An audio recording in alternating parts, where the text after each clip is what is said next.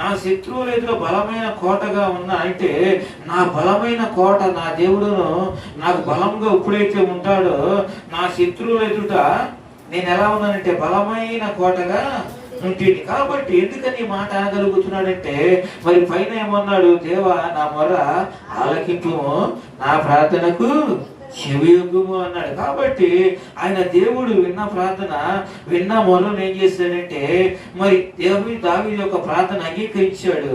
మనము కూడా ఈ రోజున మరి దావీదు వలె మరి మొర్ర పెడితే మన ప్రార్థన కూడా వినడా?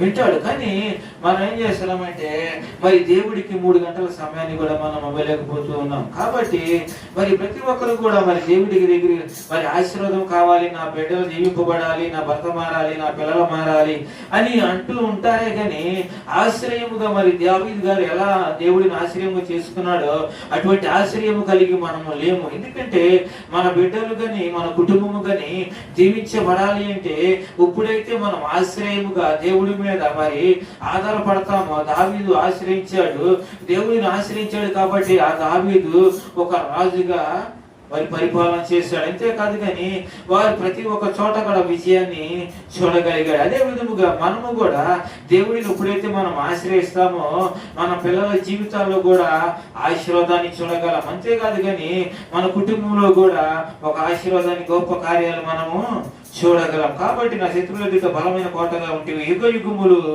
నేను నీ గుడారములో నివసించేదను. ఆయన ఏమంటున్నాడంటే ఒక ఆదివారమే కాదు కానీ, ఒక పునరుద్ధాన దినం రోజే కాదు కానీ ఈ యుగ యుగాలు కూడా నేను నీ గుడారములో నివసించేదను అంటున్నాడు. కాబట్టి నేను నాకు ఎక్కడా లేదు కానీ సంతోషము ఎక్కడుందంట, యుగ యుగములు కూడా ఆయన యొక్క గుడారములో నివసించేది. కాబట్టి ఆయన గుడారం అనగా మరి ఆయనకి ఇచ్చిన, ఆయన దేవుడు మనకి ఇచ్చిన మందిరములోనే మరి అందరము కూడా కూడుకొని ఉంటే దేవుడు ఏం చేస్తాడంటే మనం ఆశీర్వదిస్తాడు. ఎందుకంటే ఆయన గుడారములోనే మనకి శాంతి సమాధానం ఉంటుంది. కాబట్టి ఒక చోట రండి నమస్కారం చేసి సాగిల పడుదము అని అంటుంది కీర్తన.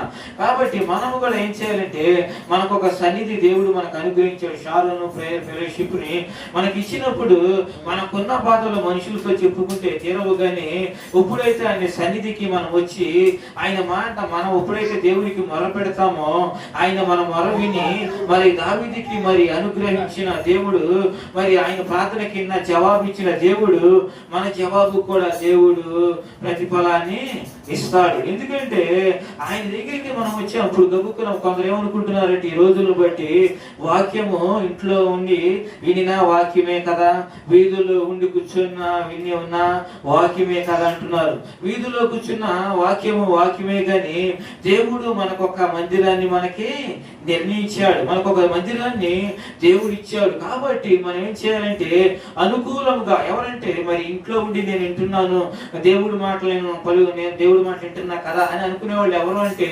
వాళ్ళు దేనికి మరి నడవలేని ఉన్న స్థితిలో కానీ పెద్ద వయసు గల వాళ్ళు ఉంటారు కదా, వాళ్ళు ఏంటంటే ఎక్కి రాలేని వాళ్ళు ఏం చేయాలంటే పైకి మందిరానికి రాలేని వారు, అటువంటి వాళ్ళు మాటలు వింటే ఆశీర్వాదం. కానీ దేవుడు మంచి ఆరోగ్యాన్ని ఇచ్చి మరి దేవుడు మనకి మంచి బలాన్ని ఇచ్చి ఆయన సన్నిధికి వెళ్ళే శక్తిని కూడా మనకి ఇచ్చినా కానీ మనం ఏం చేస్తూ ఉన్నామంటే దేవుడికి మనము భయపడడంలా. కాబట్టి మనం భయపడినప్పుడు కార్యాలు మనం ఎలా చూడగలుగుతాం?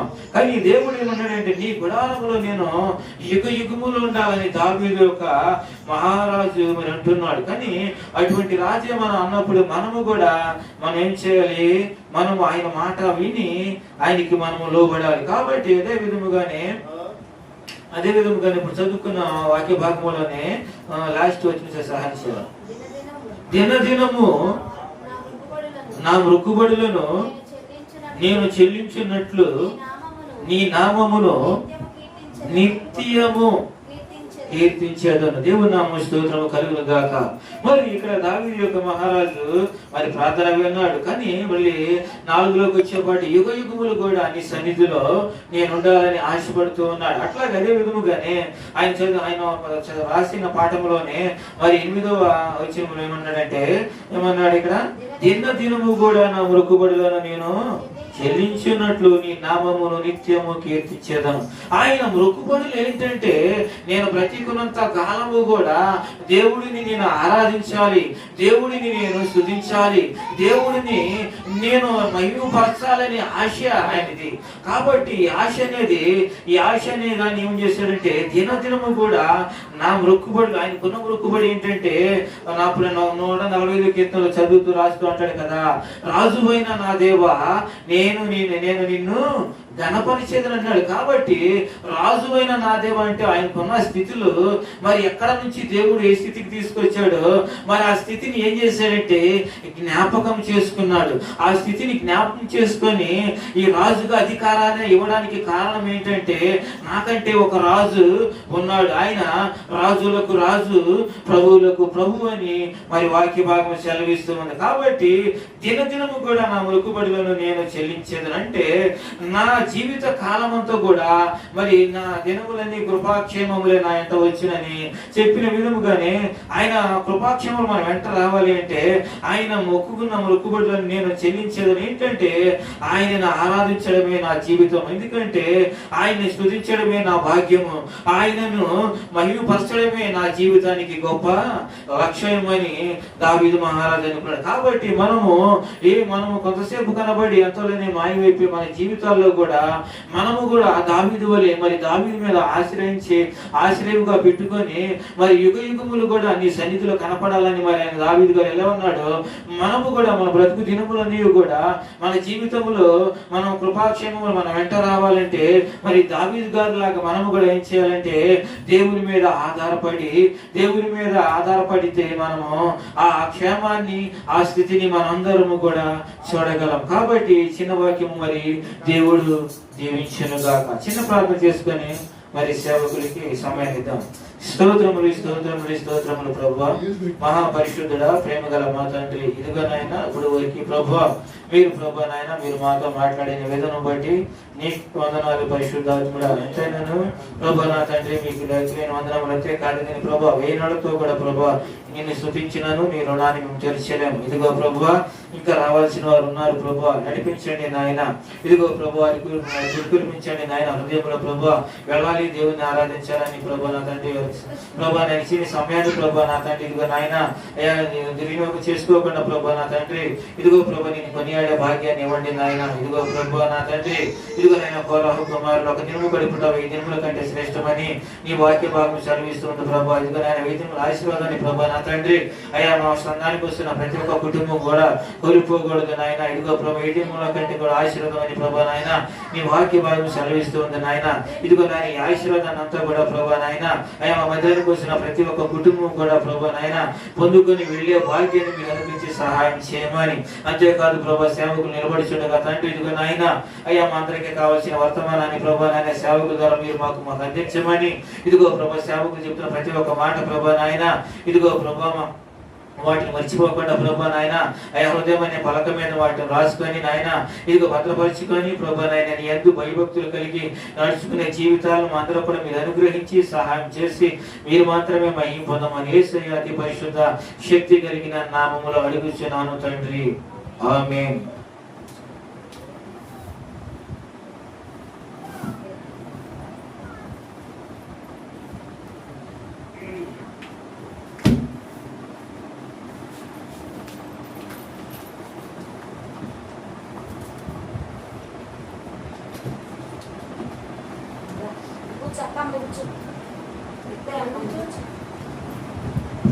స్తోత్రం. హల్లెలూయా. హల్లెలూయా.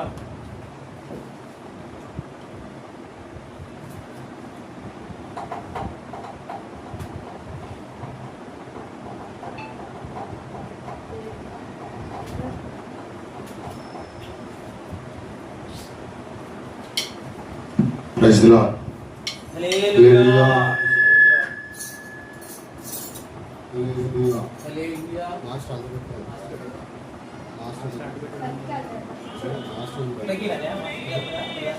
స్తోత్రం. హల్లెలూయా. హల్లెలూయా. స్తోత్రం.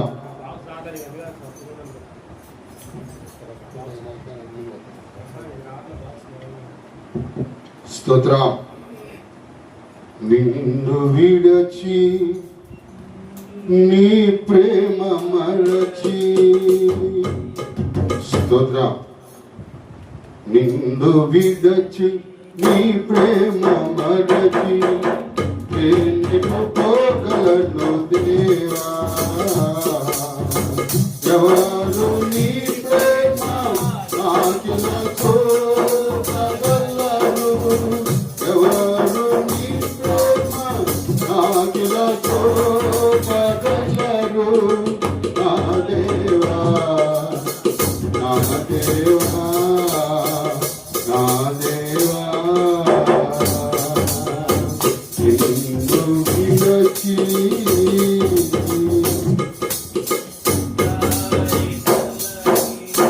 దారి తొలగే నేరము చేరని సుడిగాలిలో నాయకుడానా ఆత్మని విని, నాయకుడానా ఆత్మని విని నావను నడిపించినావే.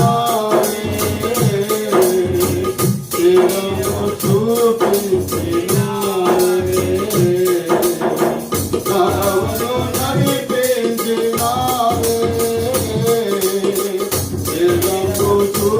చూపించినావే. యేసయ్యా, యేసయ్యా, యేసయ్యా, యేసయ్యా, యేసయ్యా, యేసయ్యా, నా యేసయ్యా, యేసయ్యా. నేనెటు పోగలను దేవా, ఎవరు నీ ప్రేమ నాకిలా చూపగలరు, నాకిలా చూపగలరు.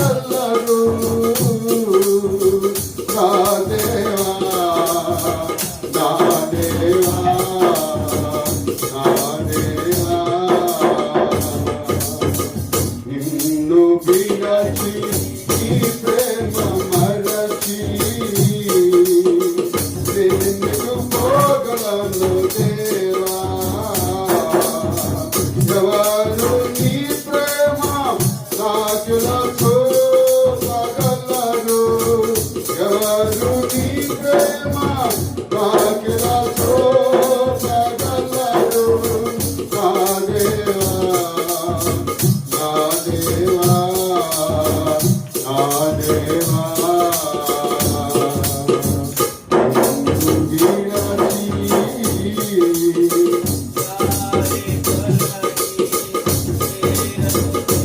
శ్రమల పాలైతి సొమ్మసిల్లితి సిలువకు చేరితి.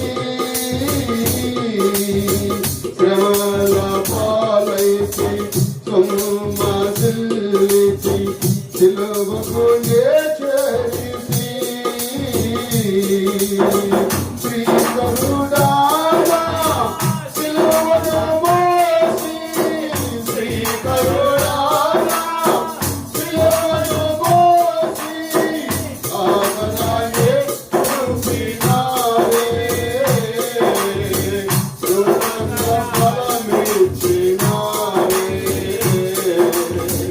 ఆదరణే చూపినావే, నూతన ఫలమిచ్చినావే. యేసయ్యా, యేసయ్యా,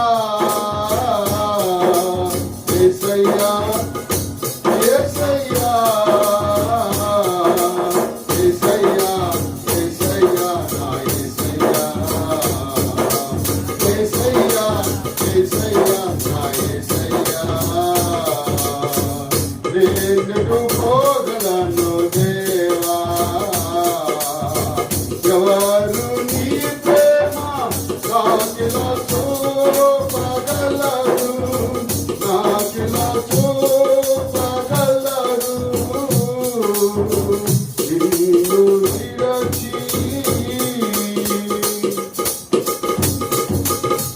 విరిగి నలిగిన నా హృదయాన నీకే సింహాసనం.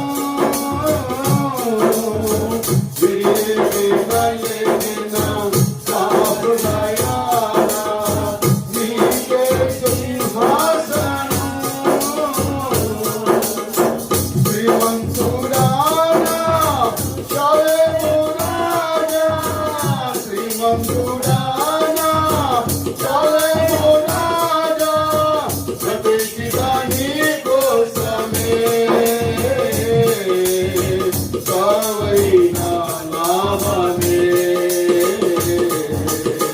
బ్రతికిదా నీ కోసమే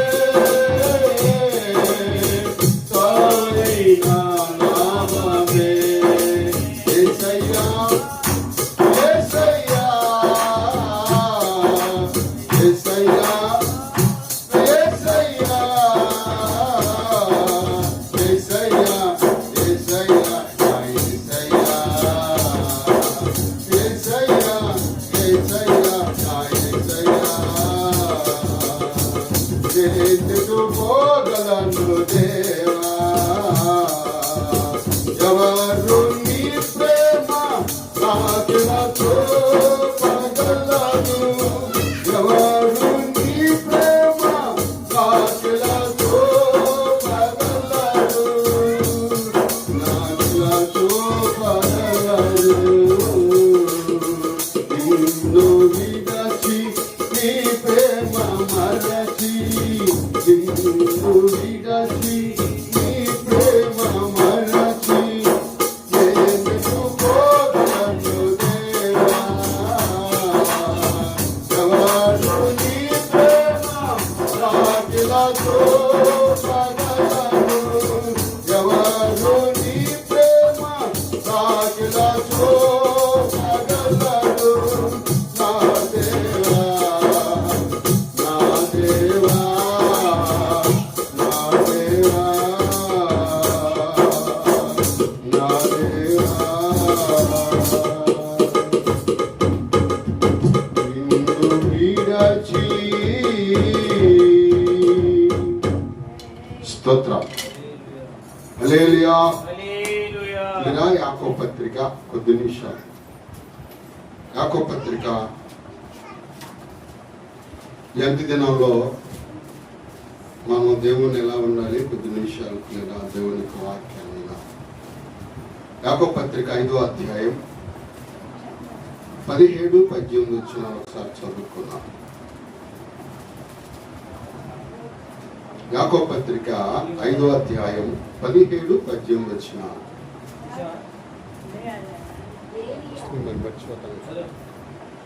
ఏలియా మన వంటి స్వభావం గల మనుషుడే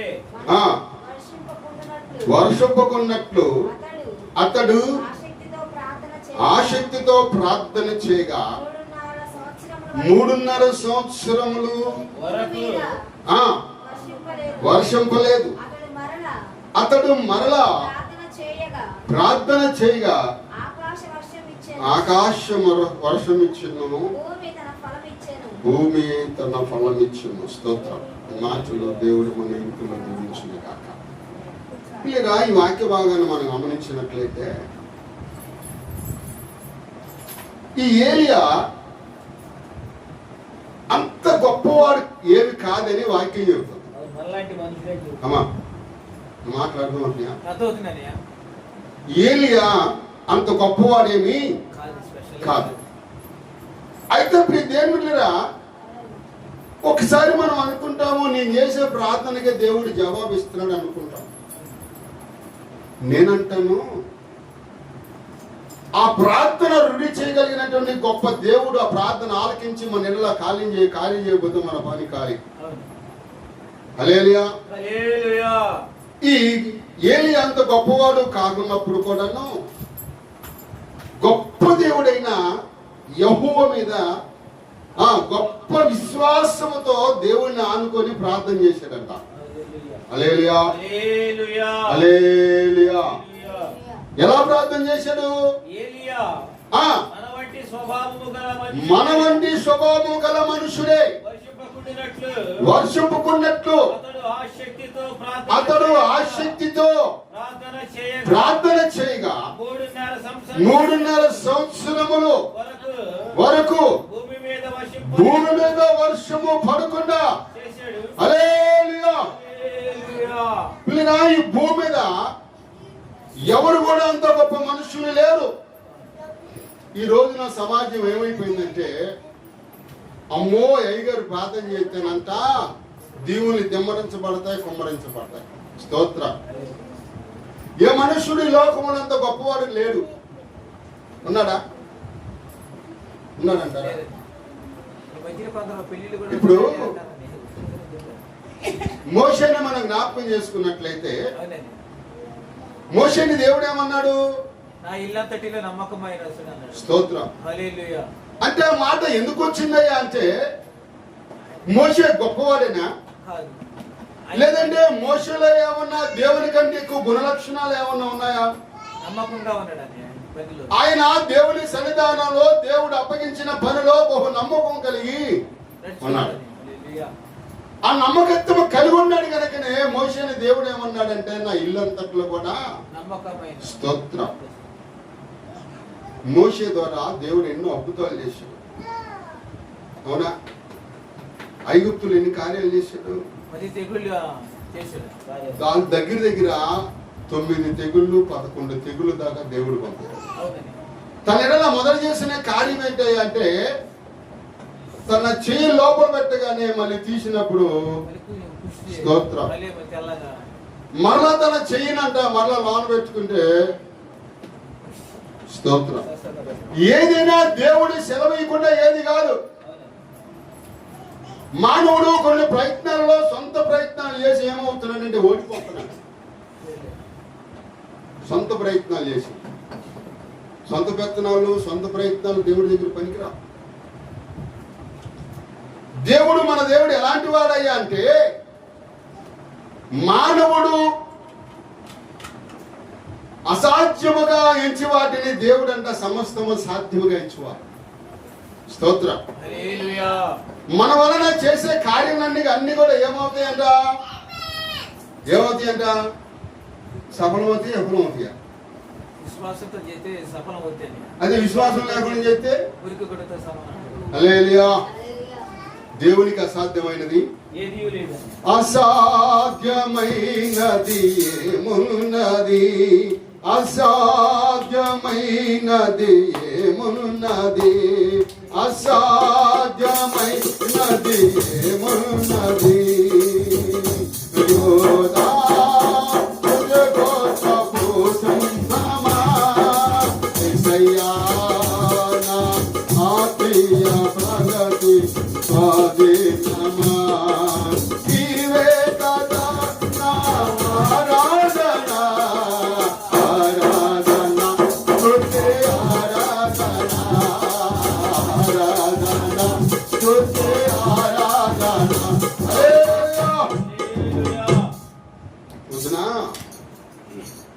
ట్రాక్ పెట్టుకొని ఆల్రెడీ నజరేడి ఆ పాడవాడు.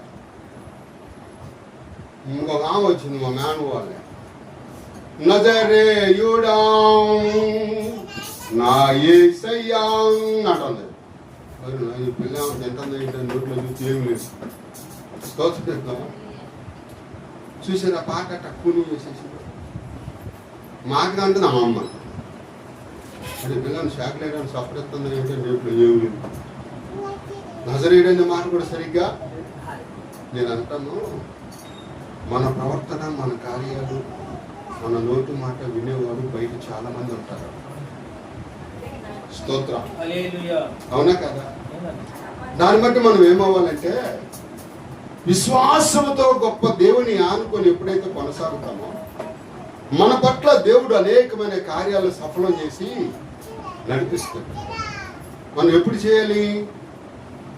మనకు అసాధ్యమైన దేవుడు సాధ్యం చేస్తాడు.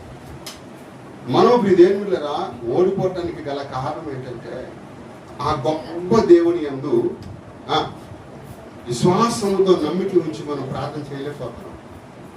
ప్రార్థన చేసేవాళ్ళైతే మనకి ఇంత ఖాళీగా ఎందుకు వస్తాయి? అవును. అందుకని నేను ఏం చేశానంటే, అమ్మా 1, 2, 3 తారీఖుల్లో విశ్వాసులు కూడికలు ఉంటాయి. నెలలో 2వ బుధవారంలో ఆన్లైన్ ఉంటుంది. ఒక్కలే రాని, ఇద్దరు రాని, ముగ్గురే రాని. అక్కడేమో నెలలో మొదటి శనివారం అక్కడ. ఎందుకంటే అంత్యదినాల్లో మనం ఉన్నాం. ప్రార్థన లేకపోతే మన జీవితాల్లో అనేకమైన పరిస్థితులు చెలరేగేటువంటి అవకాశాలు ఉన్నాయి. మనకి మేలు జరిగేటువంటి దినాల్లో మనం లేవు. నాయకులు కూడా పేదవారిని చాలా చిన్న చూపు చూస్తున్నారు. వాళ్ళు ఎవరి ఓట్లతో గెలిచారు? అవునా? అసలు దేవుడు మనతో ఉంటే మనకి ఎదురొచ్చేవాడు ఎవడో? అసలు దేవుళ్ళు మనం ఆనుకోనంటే మనల్ని కదిలించేవాడు ఎవడు? దేవుడిలో లీనమైపోతే లోకంలో కలిసిపోయేది ఎవడు? దేవుళ్ళో బలపరిచే ఉంటే లోకంలో బలహీనుడిగా ఎందుకు మారుతావు? ఏమన్నా పైనుంచి దిగుపడ్డా? మనలాంటి మనుషులని వాక్యం చెప్తా ఉంది. అంటే ఏలియాలో ఏ విధమైన మంచి గుణలక్షణాలు ఒకవేళ ఉన్నాయంటే గొప్ప దేవుని కలిగి ఉన్న ఆ వ్యక్తికి మాత్రమే ఉంటాయి. హల్లెలూయా. కొంతమంది ఇప్పుడు దేవునున్నారా లోకంతో మిళితమైపోయి ఏమవుతున్నారంటే దేవుని యొక్క నామాన్ని చెప్పాలి దేవుని నామాన్ని స్తోత్రం. మనము దేవుళ్ళు ఎంతవరకు ఉండాలో అంతవరకు ఉండటానికి మనం ప్రయత్నం చేయాలి. స్తోత్రం చెప్తామా? ఇలా ఎప్పుడు మనం విఫలమైపోతామంటే మనలో ప్రార్థన శక్తి తగ్గినప్పుడు, దేవుడిలో మనకు విశ్వాసం తగ్గినప్పుడు మన పట్ల ఏ కార్యాలు జరుగుతాయా? అందుకంటాడు యోహాను సువార్త 1:36 ఒకసారి చూడండి. యోహాను సువార్త 1:36 చదువుకున్నాం. 37 చదువు.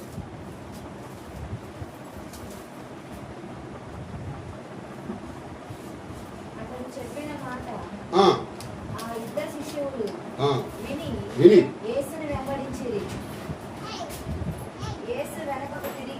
లోకాసు వార్త 1:37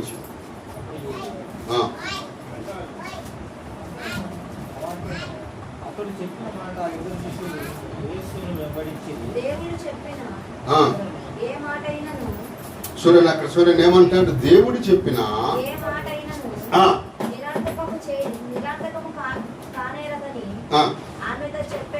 స్తోత్రం చెప్తామా? ఎవరితో చెప్పాడు? అమ్మా సరిగ్గా చెప్పండి. దేవుడు చెప్పిన ఏ మాట అయినను వ్యర్థము కాదని ఆమెతో. ఎవరామి? అయ్యో బాబు పాడబడినట్టుంది కదా. ఎవరేమి? చంద్రుని మీద నిలిచి ఆకాశంలో అడిగినట్టుంది. నేను ఎవరు ఆమె అంటే మరియమ్మ ఒక విశ్వాసముతో ఆమె మరి దేవుడి యందు నిరీక్షణ కలిగి ఉన్నప్పుడు ఆమె అంట బలమైన దేవుడి మీద నమ్మిక ఉంచింది. నమ్మిక ఉంచినప్పుడు ఆమె పట్ల దేవుడు అంటే ఏం చేశాడు? ఆ రోజుల్లో యేసు ప్రభువు నా గర్భాన్ని పుట్టాలని యెషయా ప్రవచించినప్పుడు అనేకమైన స్త్రీలంట నా గర్భంలో ఉండాలి, నా గర్భం నుండి రావాలి లోక రక్షకుడని ఆలోచన చేశారు. కానీ ఈ మరియని మనం ఆలోచన చేస్తే బలమైన దేవుని మీద విశ్వాసం కలిగి ఉంది. ఆ విశ్వాసాన్ని ప్రభువు కనిపెట్టాడు. ఆ బలమైన విశ్వాసాన్ని ఎవరు కనిపెట్టారు? ప్రభు కనిపెట్టి ఇదిగో ఏవ గర్భములో నీతిమంతుడు జన్మించాలని ఆలోచన చేసిన దేవుడు అంటున్నాడు. దేవుడు చెప్పిన మాట ఏది కూడా తప్పిపోదు.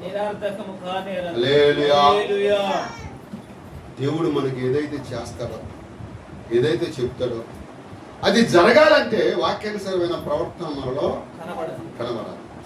ఏలియా ఎప్పుడైతే వర్షం రాకుండా ప్రార్థన చేశాడో మరలా వర్షం కొరకు ప్రార్థన చేస్తే భూమి మరలా పంటని అది ఎలా జరిగింది అంటే అది దేవుని కార్యం, దేవుని గొప్పతనం. దేవుడి కార్యాలు ఎలాంటివి అంటే మనం ఊహించుకో. కేరళ దేశంలో ఇదివరకు ఒకసారి చెప్పాను మీకు. కేరళ దేశంలో అక్కడ ఒక ఆలయంలో ప్రధాన పూజారి. ఈ ప్రధాన పూజారంట ఆ గర్భగుడిలో అర్చన చేస్తూ అక్కడే వాళ్ళ దేవత పాదాల ముందు కొట్టుకోలిపోయాడంట. ఏమైందో తెలియదు. పట్టం కంటి చూపు లేదు, నోటు మాట లేదు, తన శరీరంలో ఎక్కడ కూడా కదలిక అనేది, గిచ్చినా ఏం అమ్మ అంటలా అయ్యా అంటలా. స్తోత్రం. ఇక ఏం చేశారంటే ఆ దగ్గరున్న హాస్పిటల్కి అన్నింటికి తిప్పారు. తిప్పి ఆ దేవాలయ సంస్థ అతనికి ఎంతవరకు ఖర్చు పెట్టగలిగిందో అంతవరకు ఖర్చు పెట్టింది.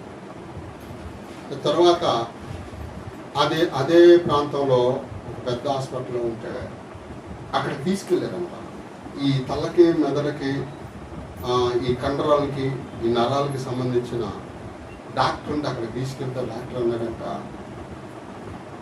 ఇతను ఎన్నాళ్ళున్నా అట్లాగే ఉంటాడు, చూడడో చెప్పాలి, చూడడో మాట్లాడడో కదలిక ఉండదు. అంటే వైద్య శాస్త్రానికి అసాధ్యం కానిది నా దేవుడు సాధ్యపరుస్తాడు. స్తోత్రం. వాళ్ళకి అర్థం కాదా? ఒక అమ్మాయి అంటుంది, తెలియకందో తెలుసందో తెలియదు కానీ ఇదివరకు ఇప్పుడు మన ఈ ఫోన్కి వాటిని ఏమంటారు, పవర్ బ్యాంకులు ఉన్నాయే, అంత రేడియోలు వచ్చాయి తెలుసా మీకు? రేడియో, చిన్న రేడియో ఉండే.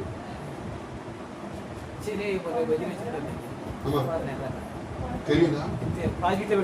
ఇప్పుడు తెలియదు. అది ఎవరికి తెలుసు అంటే 30-40 సంవత్సరాలు ఉంటాయా, నాకు తెలిసింది. స్తోత్రం. చిన్న రేడియోలు రైతులు కూడా ఆఖరికి గాజులు కాల్చుకునేవాడు రేడియో పెట్టుకుని వెళ్ళేవాడు. పిలుపు కంపెనీ చిన్న చిన్న ఫోన్లు జేబులో పెట్టుకొని పొలాల మీదకి వెళ్ళేవాళ్ళు.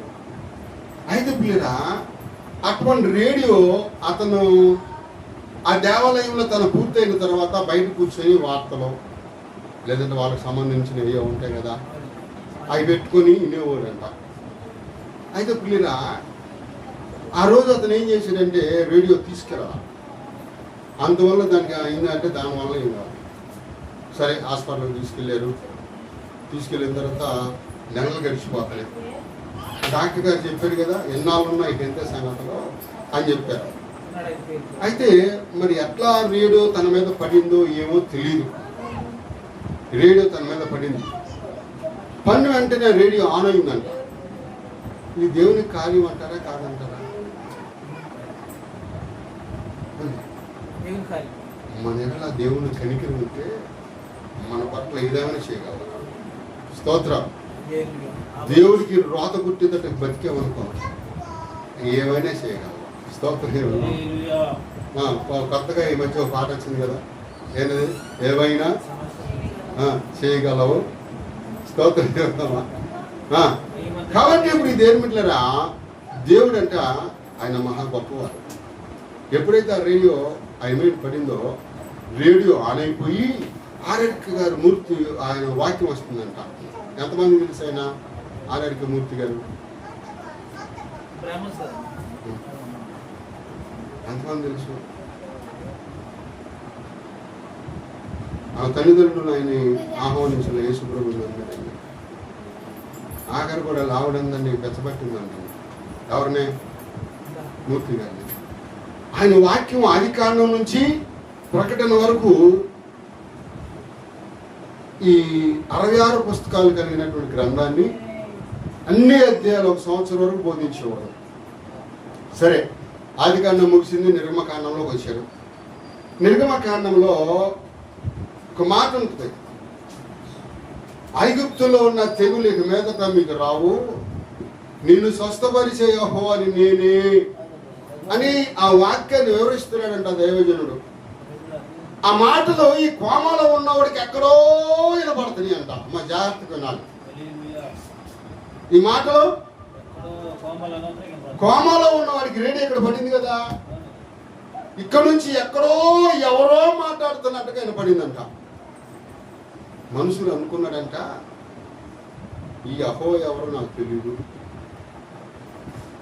నిజంగా స్వస్థపరిచేవాడు అయితే నన్ను స్వస్థపరిస్తే నేను ఆరాధిస్తానయ్యా, నువ్వెవరో నాకు తెలియదు, నిన్నెప్పుడు నీ పేరు తెలవలేదు, అసలు నువ్వెవరో కూడా నాకు తెలియదు అని మనుషులు అనుకున్నాడంట. అనుకున్న తర్వాత అమ్మా వినండి, అనుకున్న తర్వాత నా మీద ఏదో ఉందే అని చూసుకున్నాడంట. ఏం పడింది? రేడియో పడిందని. ఆ రేడియో ఇంకా మాట్లాడుతూనే ఉంది, ఆ రేడియోలో ఇంకా వాక్యం వస్తానే ఉంది. ఈయనకేమో ఇక్కడ ఈ కార్యం జరుగుతూ ఉంది. ఈయనకి 3 కుమార్తెలు, ఒక కుమార్తె కూడా మరి పెళ్లిడు వచ్చిన పిల్లలకి ఒక పిల్ల కూడా పెళ్లి చేయలేదు. ఆయన ఏ తీసుకురావాలన్నా అతనే తీసుకురావాలి, భార్యను కానీ బిడ్డలు కానీ రోడ్డుకు పంపించేవారు కాదు. మరి ఈ రోజునంటే మనం ఏదో మన కుటుంబ పరిస్థితులను బట్టి పని చేసుకోవడంలో తప్పేం లేదు, స్తోత్రం. అయితే ఆ రోజుల్లో ఆయనకి అది సరిపోయింది కనుక కుటుంబాన్ని ఎక్కడికి బయటకు పంపించిన వాడు కాదు. సరే, వాళ్ళు అనుకున్నారంట, మనల్ని పోషించే మన యజమానుడేమో మూలపడ్డాడు, ఇక్కడేమో ఈయనకి ఈ కార్యం చేస్తున్నాడు దేవుడు. అక్కడ తల్లి కూతురులు 3 ఏమనుకుంటున్నారంటే, మనసులో ఉన్నోడికి మన 3కి కాఫీలో విషం కలుపుకొని తాగి చచ్చిపోదాం అనుకున్నారంట. పాలల్లో వేడి పెట్టి చక్కగా విషం కలుపుతున్నారు. విషం కలిపి కాఫీ పొడి కలుపుకొని తిరగబోస్తుందంట. తిరగబోస్తుంది, లేచి గంతులేస్తున్నాడంట. అప్పుడు గంతులేస్తుంటే వినపడతాం మనక పక్కగదేగా. ఇప్పుడు మనం మైకు మాట్లాడుతున్నాడు, అడుగుతున్నాడు, మాట్లాడుతున్నాడు, వినపడట్లా. అలాగే గంతులు వేస్తుంటే ఏంటి గత గంతులు వినపడుతున్నాయి, ఏంటి కేకలు చూస్తే ఈయనంట ఆనందంతో లేచి గంతులు వేస్తున్నాడంట. భార్య అనుకున్నంట, ఆయన ఆరిపోయే దేవాన్ని వెలుగెక్కువంటి ఇదేమో ఆరిపోయే దేవం మిలుకు మాటని ఆఖరి దేశంలోకి వచ్చేసాడు అనుకున్నారు. సరే, భార్యను పిలిచాడంట. భార్యను పిలిచామా, ఎవరో అంట, నిన్ను స్వస్థపరిచే దేవుని నేనే అన్నాడు, నిజంగా నీవైతే నా జీవితాన్ని సరిచేసి నన్ను వాడుకోయా, నిన్ను ఆరాధిస్తానయ్యా, నీవే నా దేవుడు నన్ను మనసులో అనుకున్నాను. ఎంతైనా ఇట్లాగా నా మీద రేడియో పడింది, ఆ రేడియో పడిన ఆ సంగతి నాకు గ్రహింపు వచ్చింది. స్తోత్రం. ఆ పక్కన పాస్టర్ గారు ఉంటే పక్కన పాస్టర్ గారిని పిలిచారంట. అయ్యా ఇట్లా అంటే ఆయన ఎవరో కాదు, నజరేయుడైన యేసు. స్తోత్రం చెబుదామా? హల్లెలూయా. ఆ వ్యక్తి నేటికి సజీవంగా ఉండి ఒక కుమార్తె కూడా పెళ్లి చేయకుండా 12 సంఘాలు కట్టి ఈ 12 సంఘాలలో సేవకులను ఏర్పాటు చేసి 3 సంఘాలు కుమార్తెలు కట్టి సేవకుల్ని వెతికి చేశాడంట పిల్లలకి. స్తోత్రం. ఏం చేశాడు దేవుడు పట్ల? అరే వైద్య చేస్తానికి అసాధ్యమైంది, కానీ పరిశుద్ధాత్మ దేవుడు అంట ఎవర్రా వాడు డాక్టర్. స్తోత్రం చెబుదామా? హల్లెలూయా. వర్ష ధరగరావా నా యేసయ్యా, ఎండిపోయిన భూమి నేనయ్యా. వర్ష ధరగరావా నా యేసయ్యా, ఎండిపోయిన భూమి నేనయ్యా. ఈ నేలలో పంట లేదయా, నా మనసులో శాంతి లేదయా. ఈ నేలలో పంట లేదయా, నా మనసులో శాంతి లేదయా. వర్ష ధరగరావా నా యేసయ్యా. మనోవ్యాధులను గుణపరచుమా, తనువ గాయములు స్వస్థపరచుమా. పరమ వైద్యుడా యేసునాథుడా, పరమ వైద్యుడా యేసునాథుడా, నీదు కృపలో. హల్లెలూయా. ఎవరైనా వైద్య శాస్త్రానికి అర్థం కాని పరమ వైద్యుడు చేసి చూపించాడంట. ఎందుకంటే గొప్ప దేవుడు ఇంకెవరైనా ఉంటారా? అంటే అంత రోగంలో ఉండి అన్ని కూడా పనిచేయని స్థితిలో ఉన్నవాడే దేవుడి మీద ఆధారపడితే అన్ని సరిగ్గా ఉన్నా ఏదైనా తగాస్తే వదిలిపెట్టవో, మాటస్తే విడిచిపెట్టవో, నీకు గ్రహింపు ఎందుకు రాట్లా? ఏదైనా సమస్య వచ్చిందంటే తెగేదా వదిలిపెట్టవే? భక్తులు నీకు ఎందుకు ఉన్నది తెగింపు? అరే చరమే లేని వాడు ఏం చేశాడు? తెగించాడు ప్రభు కోసం. అన్నీ ఉన్న మనము ప్రభు కొరకు తెగించలే. స్తోత్రం చెప్తాం. ఘనమైనవి నీ కార్యములు నా ఎడలా, స్థిరమైనవి నీ ఆలోచనలు నా యేసయ్యా. ఘనమైనవి నీ కార్యములు నా ఎడలా, స్థిరమైనవి నీ ఆలోచనలు నా యేసయ్యా. కృపలను పొందొచ్చు కృతజ్ఞత కలిగి, స్తుతులర్పించదను జీవితాంతము. స్తోత్రం. ఏం చేస్తాడంట? కృతజ్ఞత కలిగి. ఇప్పుడు ఆయనకి దేవుడు ఏం చేశాడు? నీకు సాలేరు నాయన, నన్ను ఒప్పుకున్న కొడుకు అన్నాడా? అన్నాడా? స్తోత్రం చెబుదామా? కృపలను పొందొచ్చు కృతజ్ఞత కలిగి, స్తుతులర్పించదను అన్ని వేళలా. అనుదినము నీ అనుగ్రహమే, ఆయుష్కాలము నీ వరమే. అనుదినము నీ అనుగ్రహమే, ఆయుష్కాలము నీ వరమే. ఎంత గొప్ప వరం ఇచ్చాడు. కొంతమందికి అంత వరం ఇచ్చిన దేవుని మందిరం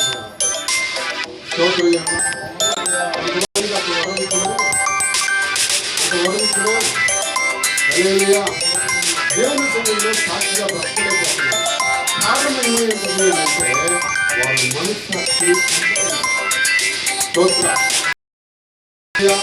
మనస్సాక్షిని ఏం చేసుకున్నారు? ఇలాంటి వాళ్ళు ఏం చేస్తారంటే దేవుణ్ణి చెప్పండి ఏం చేస్తారంట? ఏ కీడు దరి చేరనీయక, ఏ తెగులు సమీపించనీయక. ఏం చేశాడు ఆయన? ఏం చేశాడు? డాక్టర్ సత్తావరా అంటే దాన్ని తిరగ రాశాడు దేవుడు. స్తోత్రం దేవుడు. అది కారణం ఏమై ఉంటుందంటే మనం గొప్పవారు కాదు, ప్రార్థన ఆలకించిన దేవుడు గొప్పవాడు, ప్రార్థన విని కార్యాలు చేసే దేవుడు గొప్పవాడు. కాబట్టి అంత్య దినాల్లో ఆఖరి దినాల్లో మనము దేవుడి ఆనుకుని జీవిస్తావా? సరే సరే, లేదంటే ప్రియమిత్రులారా ఆయన నోటు నుండి ఒక తర్కం బయలుదేరిపోతుంది. స్తోత్రం. హల్లెలూయా. ఈ మాటలో దేవుడు దీవించును గాక. ప్రార్థన చేసుకుందాం.